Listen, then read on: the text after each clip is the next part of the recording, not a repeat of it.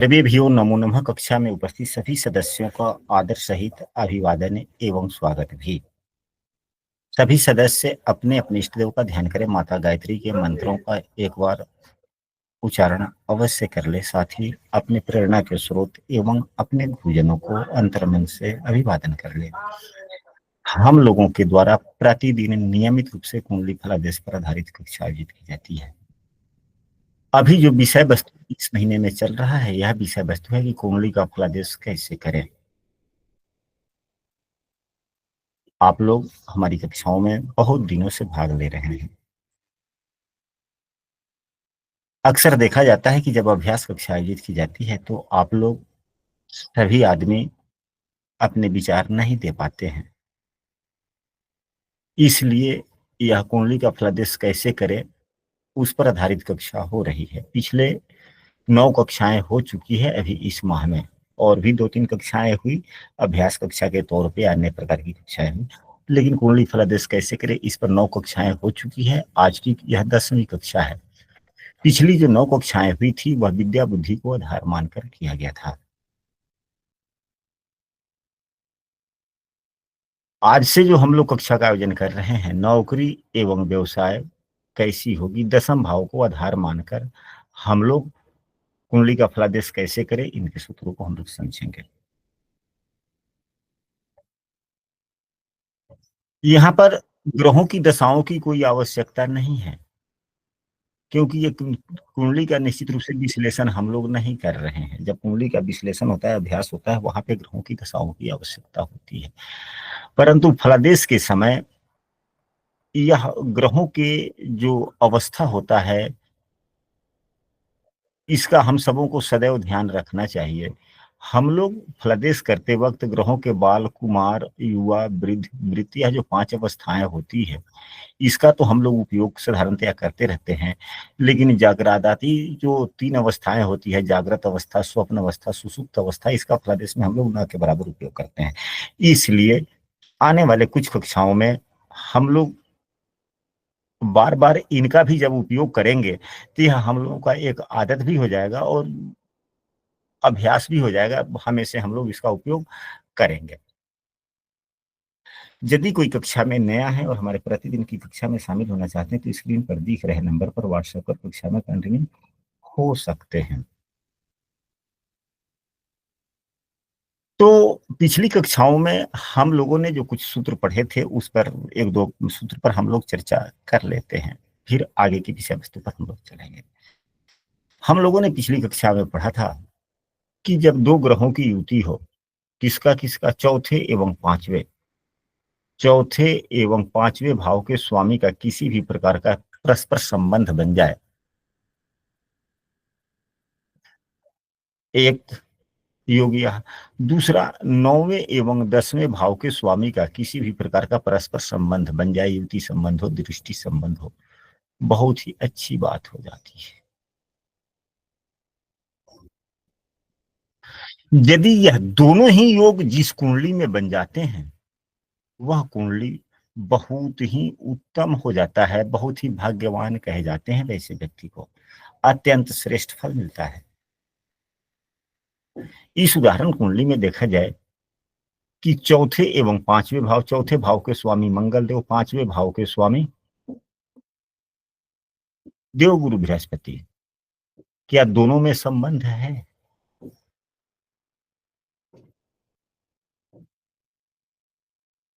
तो दोनों में राशि परिवर्तन का भी संबंध है, एवं दोनों नवम पंचम में भी हैं। नवम पंचम का भी संबंध मजबूत संबंध ही माना जाता है। तो 2 प्रकार से संबंध हो गए। इसके बाद में 10th भाव के स्वामी एवं नवम भाव के स्वामी का क्या संबंध बन रहा है, तो यह भी बन रहा है नवम पंचम का संबंध। यदि युति हो जाए, परस्पर दृष्टि हो जाए, और उत्तम वाली बात होती है। नवम पंचम का संबंध भी मान्य होता है, फलादेश में हम लोग उपयोग करते हैं। तो सामान्यतः अब यहाँ पर जो 10th भाव नौकरी एवं व्यवसाय से संबंधित प्रश्न है, अगर हम लोग फलादेश कर रहे हैं तो यह 10th भाव के लिए या नौकरी व्यवसाय के लिए कितना लाभकारी होगा, क्या उत्तम नौकरी या व्यवसाय या जो भी कार्य होगा, क्या उत्तम होने की संभावनाएं बनती है या नहीं बनती है। तो चौथा भाव मन का होता है, पंचम भाव जो होता है, चौथा भाव मन, पंचम भाव बुद्धि। चौथा भाव मन की स्थिति, पंचम भाव बुद्धि, ये दोनों का संगम हो गया। दूसरा, भाग्य एवं कर्म दोनों का भी संगम हुआ। यानी किस किस चीज का संगम हो गया? मन की मन और स्थिरता, बुद्धि। मन, विवेकशीलता,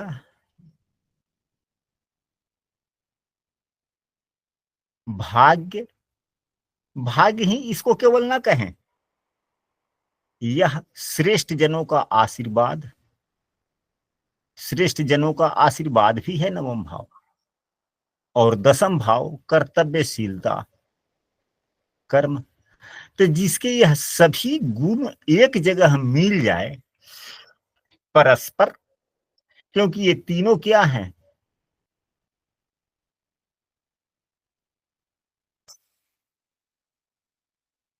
एक दूसरे से त्रिकोण में ही है, संबंध तो बने ही बने। तो जिसके पास में ये पांचों चीज जो है, चारों चीजों का जब संगम हो जाए, उस व्यक्ति को कितना लाभ मिलेगा? बहुत लाभ मिलेगा गुरुदेव। यह व्यक्ति जो काम शुरू करेगा उसी में इसके भाग्योदय होते चले जाएंगे कि नहीं होते चले जाएंगे? जी गुरुदेव। ठीक उसी प्रकार दो योग और होते हैं। वह कौन से होते हैं? तो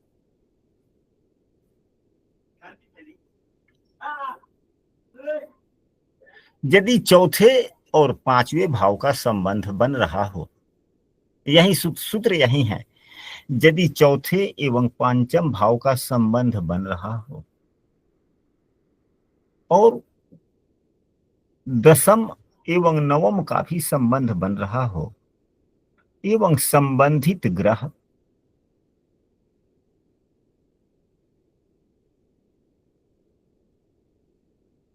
किसी भी प्रकार से कुंडली के छठे, आठवें, 12वें भाव में ना हो, तो श्रेष्ठ फल मिलता है।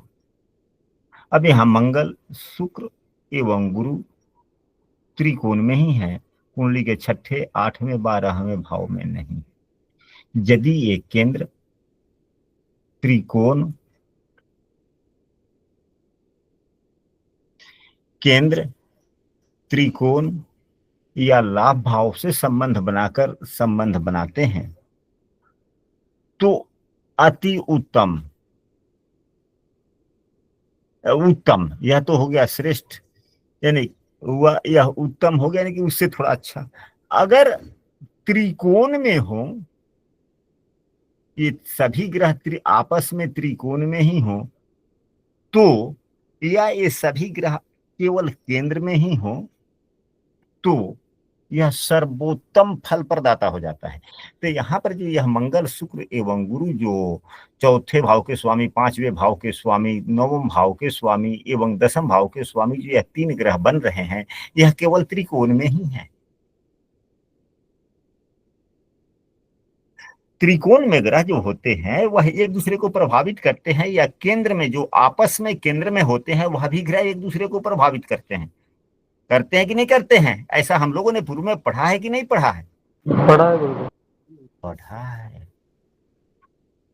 और जब बात चौथे एवं पांचवा भाव का जब स्वामी, यहां हम लोगों ने दूसरा भाव छोड़ दिया, नहीं छोड़ना चाहिए, यह हम लोगों की बेवकूफी हो गई। क्योंकि जब भी राजयोग बनता है, संपन्न योग बनता है, समृद्धि योग बनता है, तो उसमें हमारी वाणी, व्यवहारशीलता, संस्कार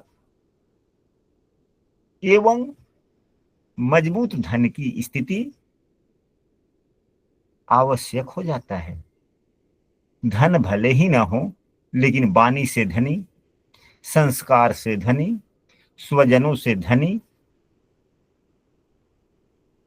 अगर पंचम भाव की बात करें, तो पंचम भाव का यह दसम होता है, यानी कि बुद्धिमता का यह मूल बिंदु यही है, निपुणता है। तो इस भाव में भी अगर कोई ग्रह है, अगर यही जो दो योग पर चर्चा हुआ हम लोगों के, चौथे पांचवे नवम दशम, यह योग में कोई ग्रह अगर यहाँ भी है, दूसरे भाव में भी है, तो भी यह योग अति प्रभावी हो जाता है, क्योंकि यह दशम भाव से पंचम भी है। हम कोई भी काम करते हैं, नौकरी के लिए हो, व्यवसाय के लिए हो, सबसे अधिक बुद्धि कौन देते हैं? हमारे स्वजन ही समझाते हैं कि ऐसे दुकानदारी करो, ऐसे दुकानदारी करो, इस विषय की तैयारी करो, इस विषय की तैयारी करो। हमारे स्वजन ही ज्यादा सुझाव देते हैं कि नहीं सुझाव देते हैं? यानी कि बुद्धि देने का काम कार्यों के लिए हमारे स्वजन ज्यादा करते हैं कि मैं हम लोग अपने स्वयं विवेक से कर लेते हैं?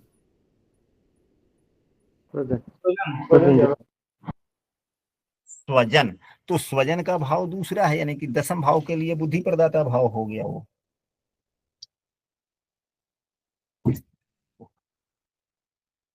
इसलिए केंद्र भाव, त्रिकोण भाव, 11वें भाव एवं दूसरे भाव में यदि ग्रह कोई स्थित हो और संबंध बनाए तो अच्छी बात, छठे आठवें 12वें में अच्छा नहीं होता। बातें स्पष्ट हो गई?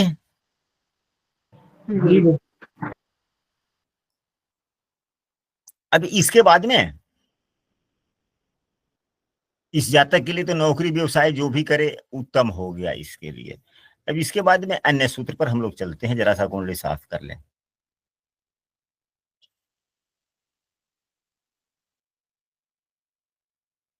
कुंडली में स्थित सभी ग्रहों को देखें, कुंडली में स्थित सभी ग्रहों को देखें, कम से कम 7 ग्रह को तो जरूर देखें।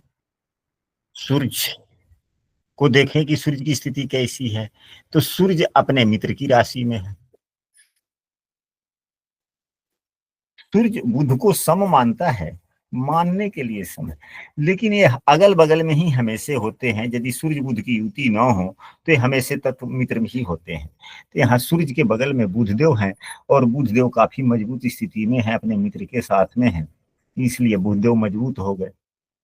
सूर्यदेव मित्र की राशि में है, तो जिस राशि में सूर्यदेव है उस राशि के स्वामी अच्छे स्थिति में है, शुभग्रह से दृष्ट है।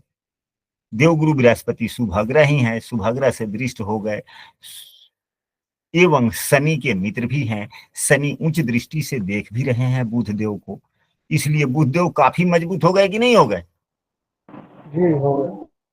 तो सूर्यदेव की स्थिति भी अच्छी है। मंगल देव की, चंद्रमा की बात की जाए तो चंद्रमा यहाँ पर थोड़ा खराब है।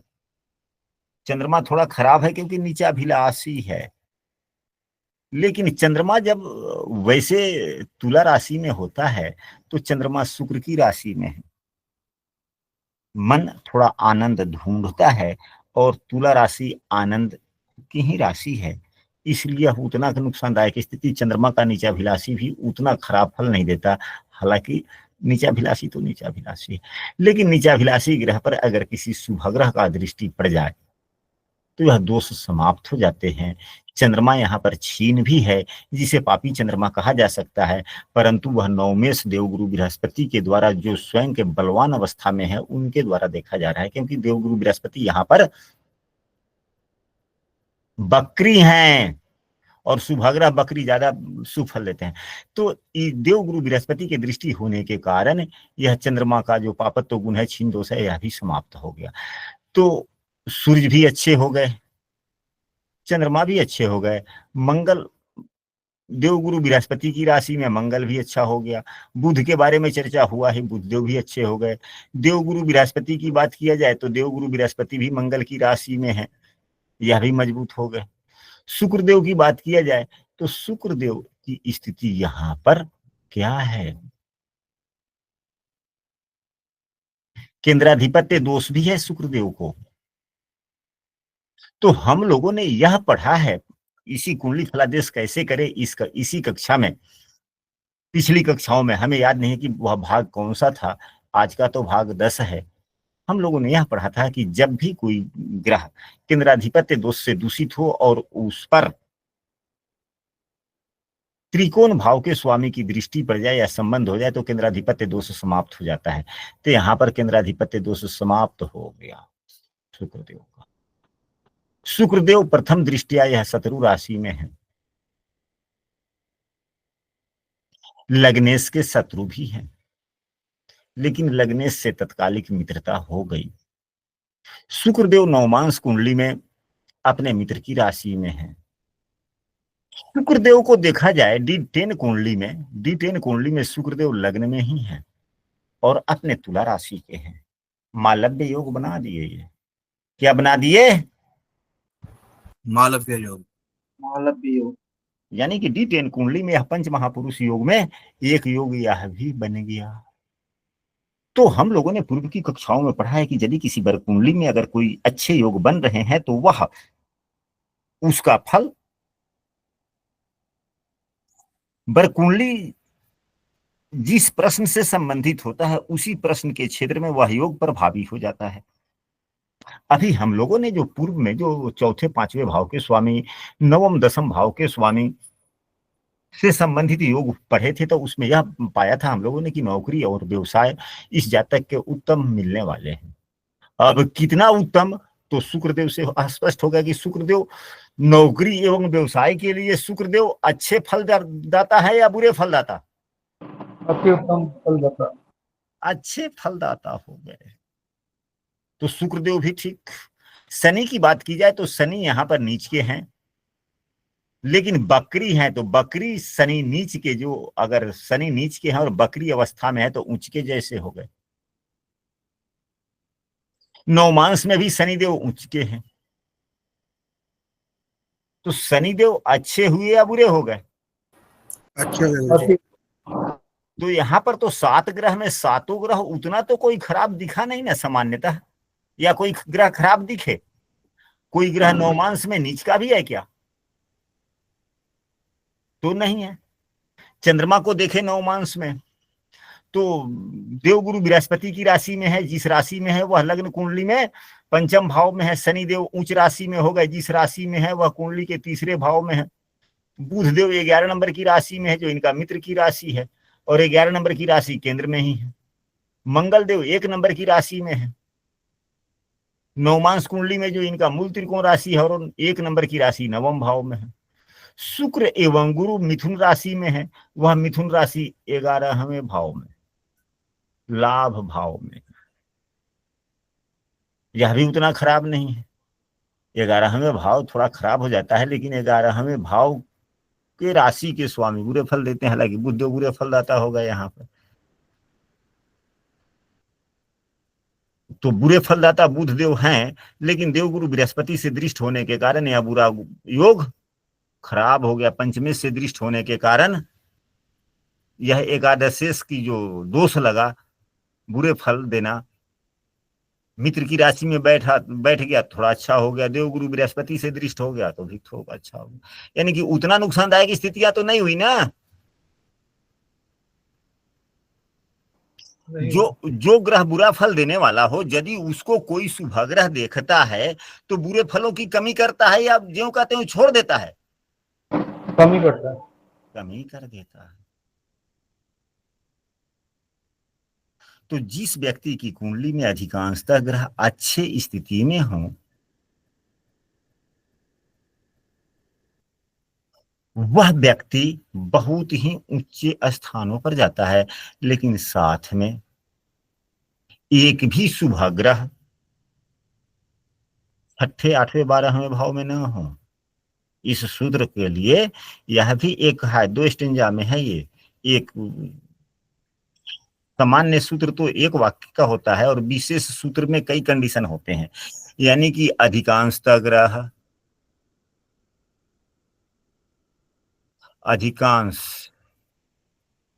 ग्रह अच्छे स्थिति में हो,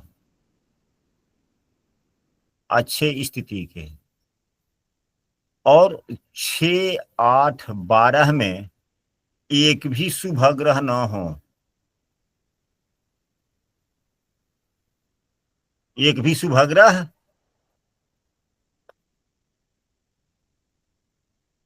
ना हो, न हो, तो यह बहुत ही उत्तम योग हो जाता है। तो यहां देखिए, छठे भाव में एक केतु, 12वें भाव में राहु, 8वें भाव में कोई ग्रह ही नहीं। अच्छा योग बना या नहीं बना? बन गया गुरुजी।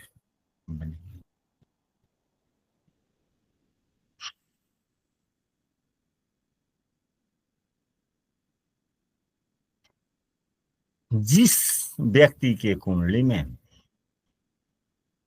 अब अगला सूत्र, जिस व्यक्ति के कुंडली में लग्न में केंद्र में एक भी ग्रह ना हो,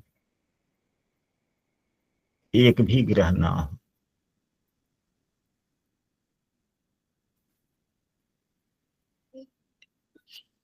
और छठे, 8वें एवं 12वें इन तीनों भावों में 5 या 5 से अधिक ग्रह हों। कितने ग्रह हों? 5 या 5 से ज्यादा। 5 या 5 से ज्यादा ग्रह, छठे, 8वें, 12वें, यही तीन भावों में 5 या 5 से अधिक ग्रह। तो सामान्यतः जीवन के हर क्षेत्र में स्थितियां अच्छी नहीं होती, यह नुकसानदायक स्थितियां होती है।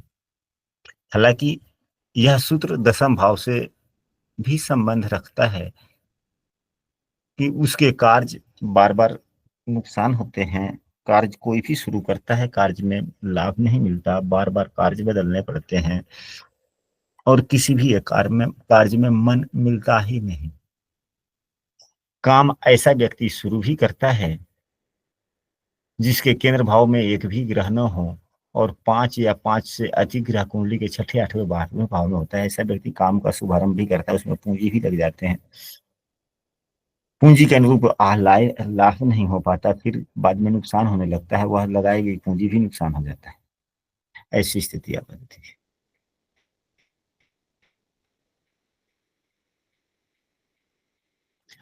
कुंडली के फलादेश में जिस प्रकार उच्च के ग्रहों का विशेष महत्व है, आप सभी जानते हैं कि कौन से ग्रह किस राशि में उच्च के होते हैं, किस राशि में नीच के होते हैं।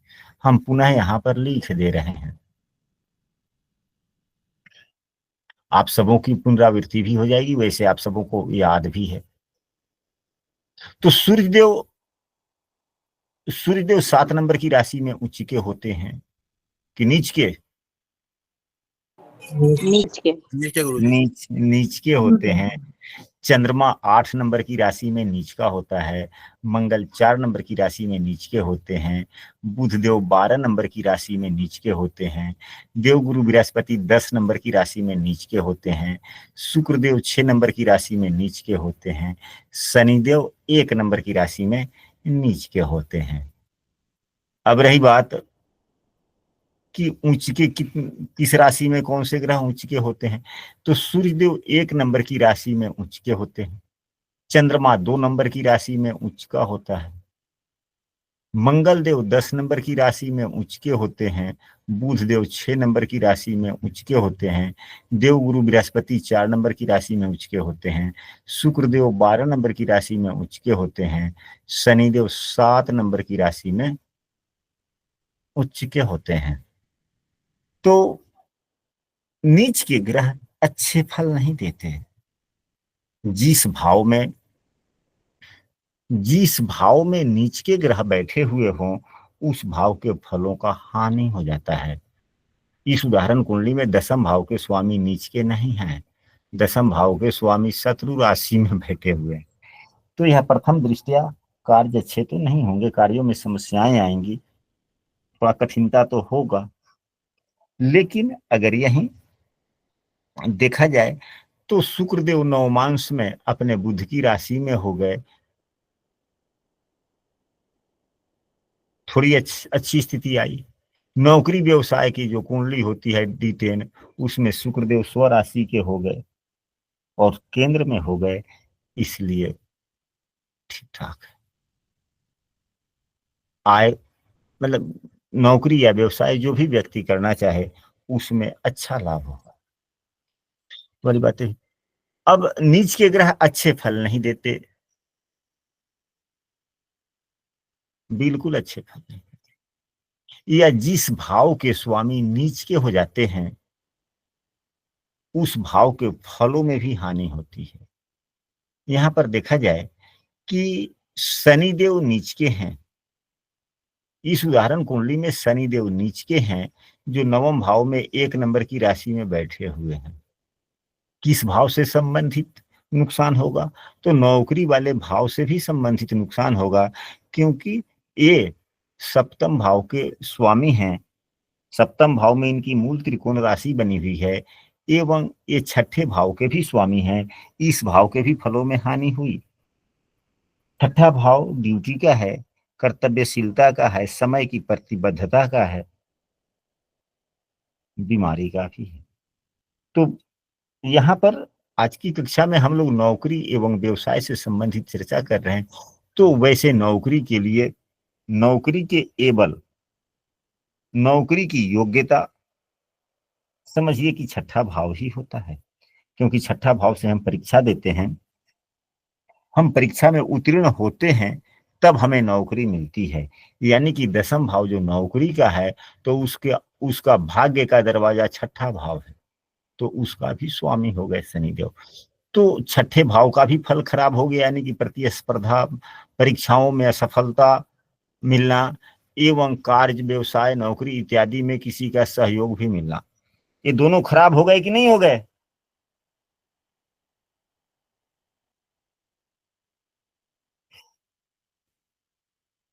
शायद हमारी आवाज आप लोग नहीं सुन पा रहे हैं।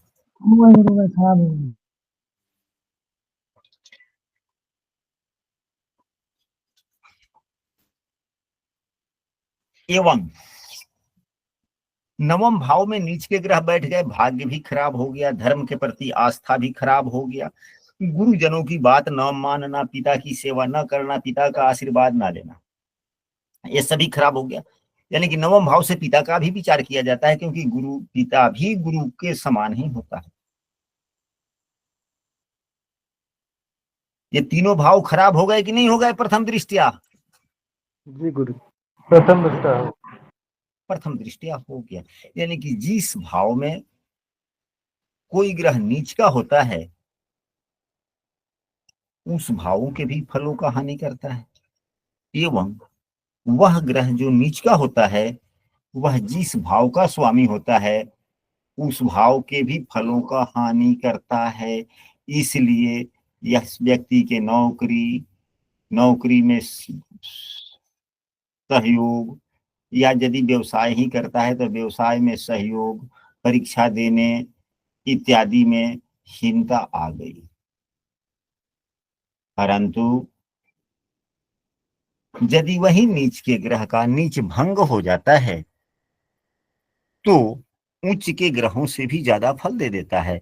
यानी कि अभी इस भाव का स्वामी जितना जितना उच्च रहता, जितना फल देता, उससे भी अधिक फल दे देता है जब नीच भंग हो जाता है। तो यानी कि नीच के ग्रह अच्छे होते हैं, उच्च के ग्रह से भी अच्छे होते हैं। कब? जब उनका नीच भंग हो जाए कब? तब। तो क्या इस उदाहरण कुंडली में शनिदेव का नीच भंग हो रहा है? तो हो रहा है शनिदेव के नीच भंग का सबसे पहला सूत्र कि नीच के ग्रह बकरी हो। क्या हो? वक्री हो नीच के ग्रह। नीच के ग्रह बकरी हो, पहला सूत्र आप लोग नोट करते चले। तो इस उदाहरण कुंडली में शनिदेव नवम भाव में है और बकरी स्थिति में है,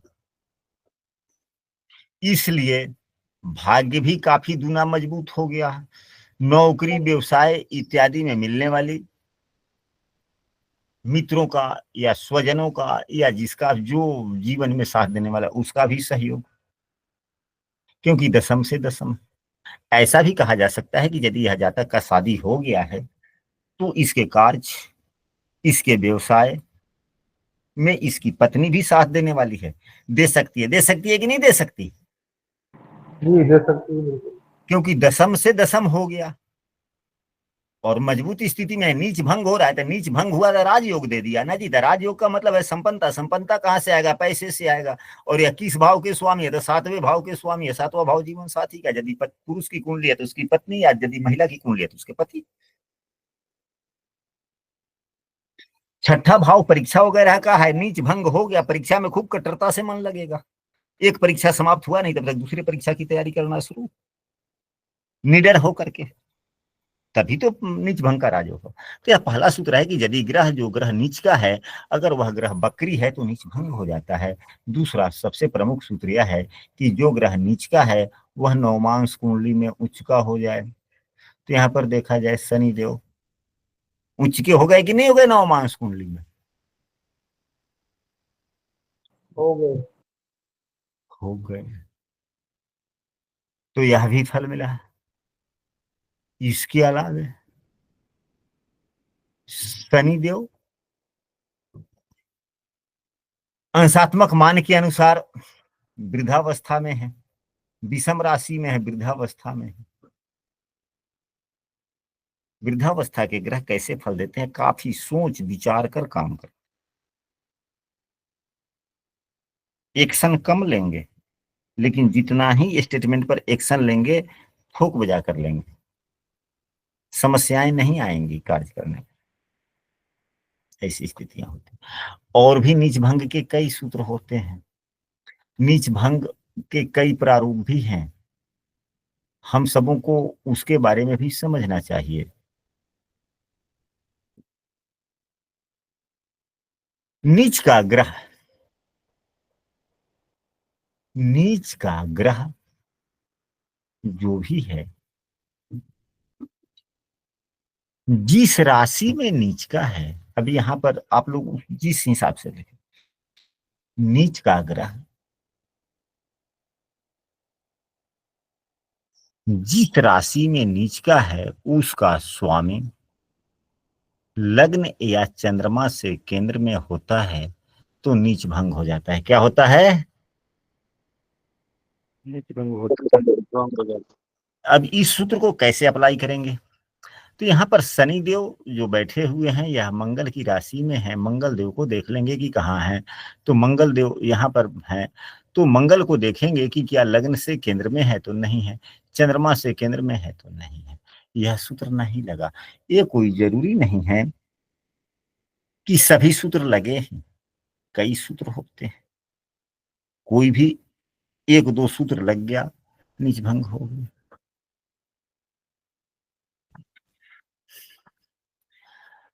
अब इसके बाद में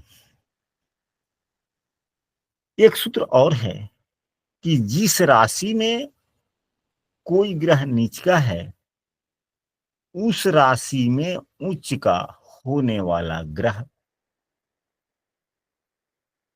केंद्र या चंद्रमा से नहीं नहीं हाँ लग्न, पुनः सुन ले, जो ग्रह जिस राशि में नीच का है उस राशि में उच्च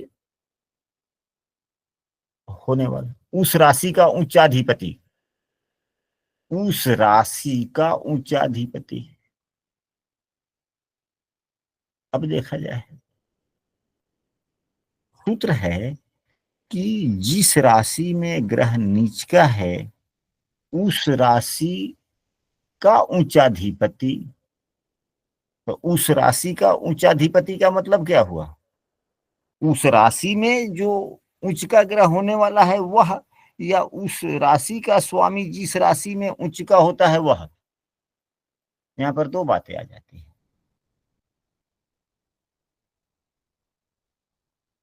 तो राशि का उच्चाधिपति मतलब सूर्य होगा ना? हाँ जी, कि जो ग्रह जिस राशि में नीच का है उसी राशि में उच्च का होने वाला ग्रह लग्न या चंद्रमा से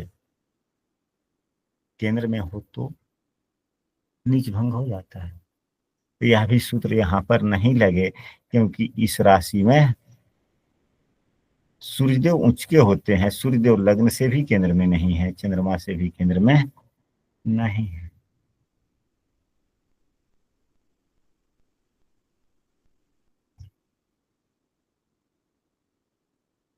अब इसके बाद में कभी कभी ऐसी स्थितियां होती है, आप लोगों ने देखा होगा कि आमने सामने दो ग्रह उच्च के हो जाते हैं, जैसे कि सूर्यदेव मेष राशि में हैं और शनिदेव तुला राशि में दोनों एक दूसरे से आमने सामने उच्च के हो जाते हैं कि नहीं हो जाते हैं कभी कभी, जैसे देखे जाते हैं। अब यहीं पे शनि देव हों और यहाँ पर सूर्य देव हों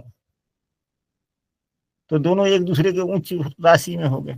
तो दो ग्रहों का आमने सामने उच्च का होना अच्छी बात नहीं है। क्या होना अच्छी बात नहीं है। अच्छी बात नहीं है, ये ज्यादातर समस्याएं देते हैं। लेकिन यदि दो नीच के ग्रह आमने सामने हो तो यह बड़ा आनंददायक योग बना देता है। क्या कर देता है? आनंददायक योग बनाता है। आनंददायक योग बना देता है। अब यही इस कुंडली में अगर सूर्यदेव यहां पर होते तो सूर्य भी नीच, शनि भी नीच, या नीच भंग हो गया। क्या हो गया? नीच भंग। नीच भंग हो जाता है। तो यह सूत्र काफी ज्यादा प्रभावी हो जाता है, क्योंकि दो दो नीच के ग्रहों का नीच भंग हो रहा होता है। यदि एक ग्रह का नीच भंग होता है तो लाभ अत्यधिक मिलता है, और जब दो ग्रहों का एक बार में नीच भंग हो रहा हो तो फिर यह राजयोग दुगुना पावर में आ जाता है कि नहीं आ जाता है?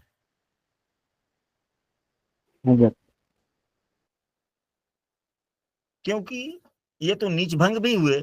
अब यहीं पे शनि है तो शनि उच्च की दृष्टि से सूर्य को देख रहा है, सूर्य उच्च की दृष्टि से शनि को देख रहा है, उत्तम फल हो गया।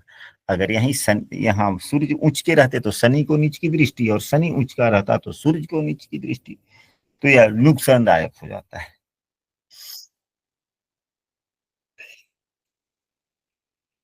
और भी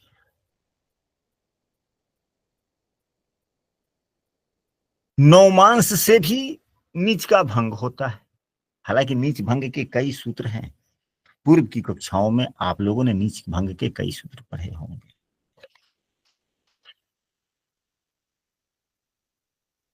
नीच के ग्रह नौमांस कुंडली में देखिए किस राशि में है। नीच के ग्रह को नौमांस कुंडली में देखे किस राशि में है, उस राशि का स्वामी को लग्न कुंडली में देखें। सूत्र नीच भंग का यह भी है 10 कि नीच राशि नौमांस से भी, नीच के ग्रह का नौमांस से भी नीच भंग होता है। उसका पहला सूत्र है कि नीच के ग्रह नवमांश कुंडली में उच्च का हो जाए तो नीच भंग हो जाता है, एक सूत्र।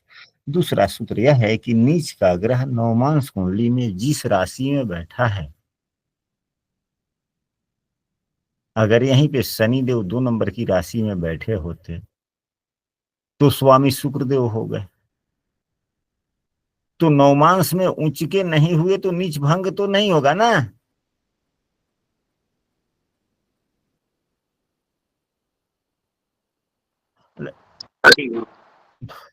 हम जो कहना चाह रहे हैं उसको समझिए। प्रथम दृष्टिया हल्की सी स्थिति यह है कि जो ग्रह लग्न कुंडली में नीच का होता है, यदि वह नवमांश कुंडली में उच्च का हो जाए तो वह नीच भंग हो जाता है। यह सामान्य सूत्र है। लेकिन इसी का विशेष सूत्र यह है कि जो ग्रह नीच का होता है वह नवमांश कुंडली में देखें कि वह किस राशि में है। अगर मान लिया जाए शनि देव नवमांश कुंडली में यहां पर आ गए और लग्न कुंडली में नीच के हैं और नवमांश कुंडली में सिंह राशि में है, तो फिर सिंह राशि के स्वामी सूर्य देव होते हैं। सूर्य देव को लग्न कुंडली में देखें कि क्या केंद्र में है। यदि केंद्र में है तो नीच भंग हो गया।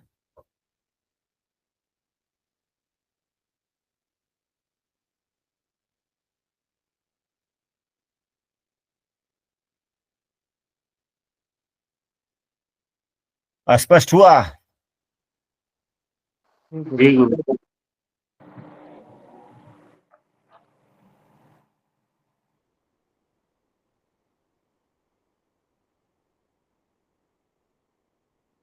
और भी चीज है। नीच के ग्रह जिस राशि में नीच के होते हैं जो ग्रह जिस शनि देव यहीं पे नीच के हैं, तो इस राशि के स्वामी कौन से ग्रह होते हैं? मंगल देव। मंगल देव यदि भाव में ही हो या मंगल देव के द्वारा भाव देखा जाता हो, यानी कि जो ग्रह जिस राशि में नीच का होता है उस राशि के द्वारा युक्त या दृष्ट हो राशि के स्वामी के द्वारा, तो नीच भंग। हो जाती है। नीच भंग हो जाता है। और भी काफी सूत्र होते हैं। यदि नीच के ग्रह उच्च के ग्रह के साथ में युक्त हो जाए तो भी नीच भंग हो जाता है। यानी कि मेष राशि में सूर्य भी हो और शनि भी हो तो शनि का नीच भंग हो जाता है।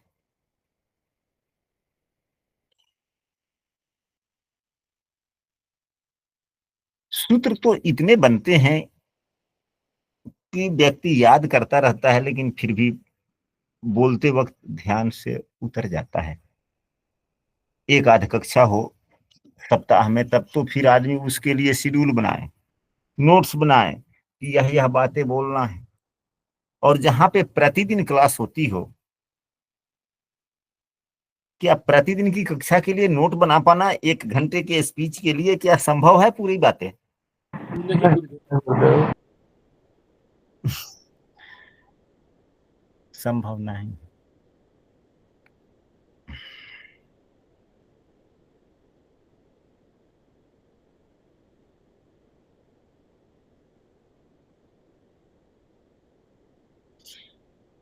यदि नीच राशि का ग्रह यदि स्वयं अष्टम भाव का स्वामी हो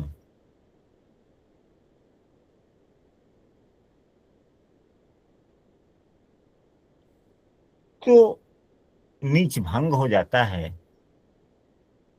या नीच दोष नहीं लगता। अब यहीं पे अष्टम भाव के स्वामी कौन है? गुरु। गुरु देवगुरु बृहस्पति। अगर यहीं देवगुरु बृहस्पति 10 नंबर की राशि में यहाँ पर बैठे होते तो प्रथम दृष्टिया यह नीच के होगा। लेकिन यह है क्या? अष्टमेश है ना, तो अपने आप बगैर नीच भंग का नीच भंग हो गया। 8वें भाव के स्वामी यदि नीच के हो जाते हैं, यह और अच्छी बात है, अपने आप नीच भंग हो गया। केंद्र में कोई भी ग्रह यदि नीच का होता है, केंद्र में यदि कोई भी ग्रह नीच का होता है तो बहुत ही कम विषम परिस्थितियां देता है।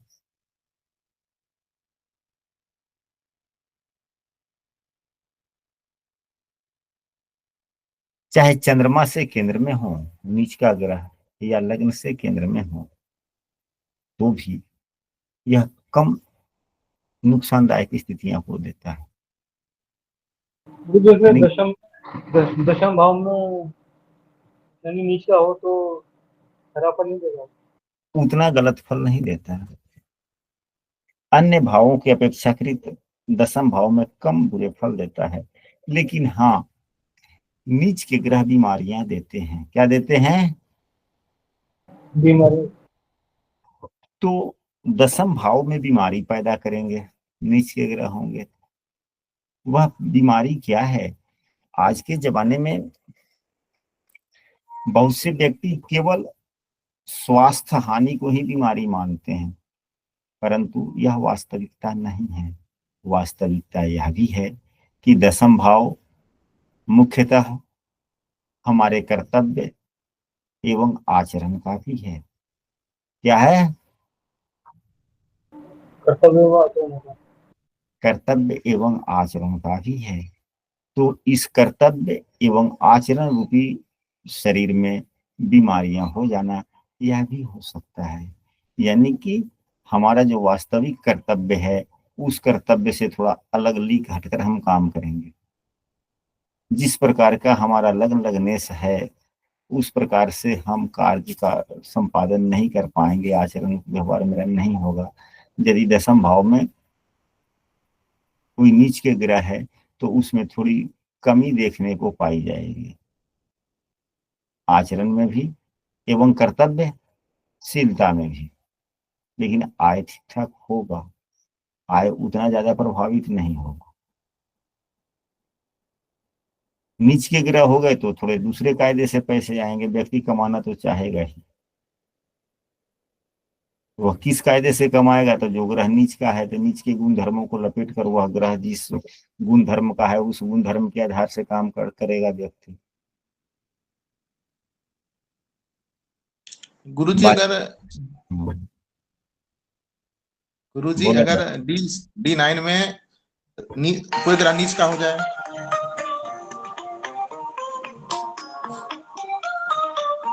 थोड़ा सा रेडियो बंद करें। हाँ बोला जाए। अगर D9 में कोई ग्रह नीच का हो जाए तब? अगर जो ग्रह D9 में नीच के हो जाते हैं, भले वह लग्न कुंडली में मित्र राशि के हो, स्व राशि के हो, उच्च राशि के हो, लेकिन D9 में नीच के हो जाते हैं तो वह सामान्यतः जीवन के हर क्षेत्र में कुछ ना कुछ कमियां दर्शाते हैं, यानी कि नीच के जैसे ही फल देते हैं प्रायः जीवन के हर क्षेत्रों में। क्योंकि नवमांश कुंडली जो होता है सहयोग की भाव की कुंडली होती है एवं लग्न कुंडली का यह अनुपूरक कुंडली है। अगर दशमांश कुंडली में कोई ग्रह नीच का हो जाता है और वही ग्रह लग्न कुंडली में अच्छा है, लग्न कुंडली में मान लिया जाए कोई ग्रह अच्छा है, किसी ग्रह को आधार मान ले, देवगुरु बृहस्पति ही लग्न कुंडली में अच्छे हैं, तो प्रथम दृष्टिया वह व्यक्ति दिखने में लगेगा कि यह लोगों का आदर करने वाला है, बातें अच्छा करने वाला है। परंतु वही गुरुदेव D10 कुंडली यानी कि वर कुंडली में नीच के हो जाएं, फिर क्या होगा? वास्तविकता नहीं रही, केवल लग्न कुंडली दिखावा का काम करेगा कि हाँ जी यह सभी स्थितियां इसके अच्छे हैं, परंतु वास्तविकता वैसी नहीं होगी। साधारणतया हम लोग अपने गांव में, अपने समाज में, अपने मोहल्ले में, आप लोग भी शहर में रहते हैं तो मोहल्ले वगैरह में देखते होंगे, कुछ व्यक्ति का स्वभाव ऐसे होता है कि वास्तविकता कुछ भी है लेकिन दिखता नहीं है। वह है नवमांश कुंडली, वास्तविकता है परंतु दिखता नहीं है। लग्न कुंडली दिखावा है। बहुत से व्यक्ति की स्थिति, आर्थिक स्थिति उतनी अच्छी नहीं होती, लेकिन दरवाजे के बाहर की जो स्थिति देखिएगा तो ऐसे लगेगा कि हाँ यह लाखपति ही नहीं करोड़पति के जैसा है। वह है लग्न कुंडली। और घर के अंदर से काफी मजबूत है, यानी कि नवमांश कुंडली। अब बातें स्पष्ट हुई? जी गुरुजी, लेकिन हम चाह रहे थे, जो हमारा प्रश्न था कि जो नीच भंग वाले योग हैं इसमें लगेंगे नहीं लगेंगे D9 वाले में? नहीं लगेंगे ना, क्योंकि ये नवमांश में जो ग्रह नीच का हो गया तो वह नीच के जैसे फल देगा ही देगा। नवमांश कुंडली में नीच भंग नहीं चलेगा। हाँ दाम्पत्य जीवन का पर्सनली फलादेश करना होगा। फिर केवल दाम्पत्य जीवन के लिए जब फलादेश होगा तो वहां पर केवल उस प्रश्न के लिए नवमांश कुंडली में देखा जाएगा कि यदि कोई ग्रह नीच है तो क्या उसका भंग हो रहा है कि नीच भंग हो रहा है कि नहीं। यदि लग्न कुंडली में कोई ग्रह अच्छा है तो अगर वही ग्रह D10 कुंडली में अगर नीच का दिख रहा है तो जो भी ग्रह बनते हों उस ग्रहों के कारकत्वों के आधार से उस व्यक्ति को काफी क्षति होने की संभावनाएं बन सकती है। क्योंकि D10 में कुंडली में वह ग्रह नीच का हो गया तो D10 कुंडली नौकरी का है, व्यवसाय इत्यादि का है, तो जीवन के उस क्षेत्र में नुकसानदायक स्थिति होगी। बातें स्पष्ट हुई? जी गुरुजी। जी गुरुजी, धन्यवाद, बहुत बहुत शुक्रिया आपका। तो आशा करते हैं कि आज की सभी विषय वस्तु आप लोगों को स्पष्ट समझ में आया होगा। यदि किसी सदस्य को आज की कक्षा से संबंधित किसी भी प्रकार की बातें रखनी हो, कहनी हो तो रख सकते हैं। गुरुजी